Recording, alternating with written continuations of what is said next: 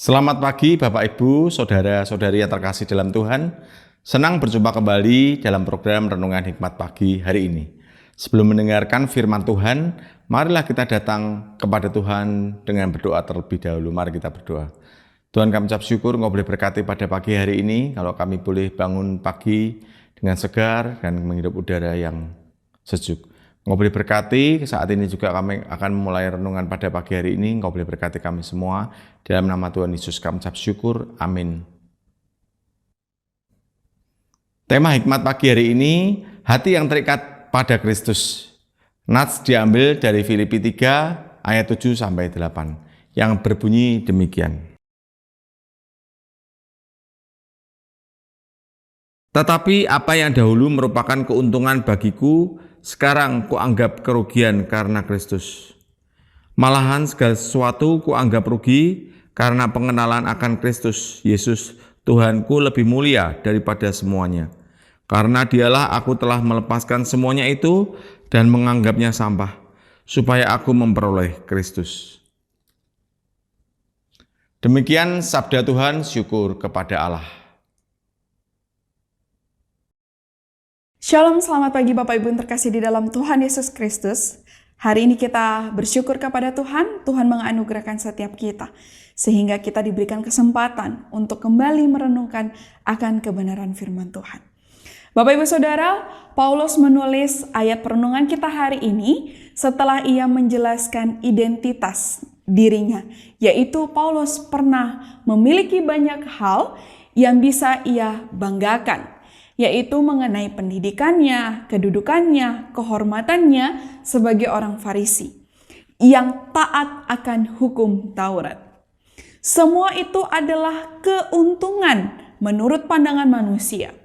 Namun setelah bertemu dan mengenal kepada Kristus, pandangannya Paulus berakhir berubah secara total.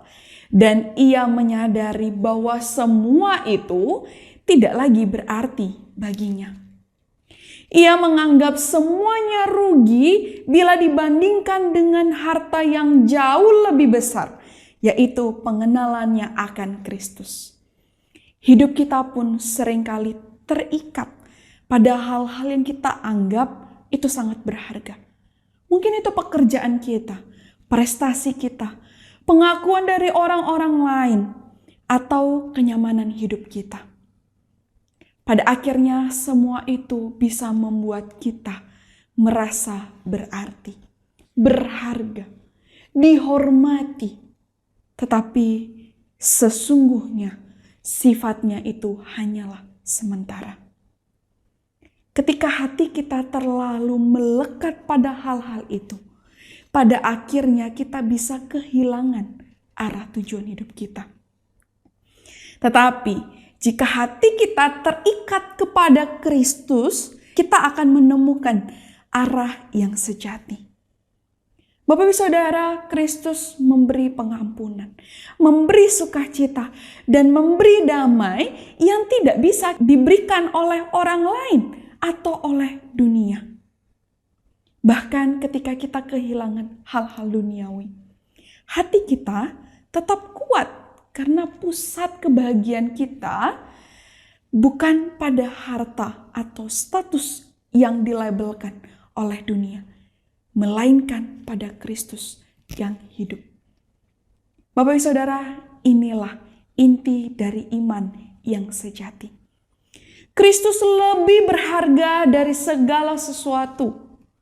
Pengenalan akan Kristus bukan sekedar tahu tentang Dia siapa, tetapi sebuah relasi pribadi yang mendalam, yang memberi arah dan makna baru di dalam kehidupan orang percaya.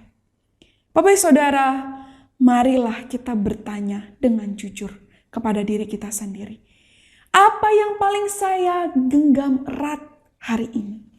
Apakah saya lebih menghargai pencapaian, uang, atau pengakuan manusia, atau Kristus?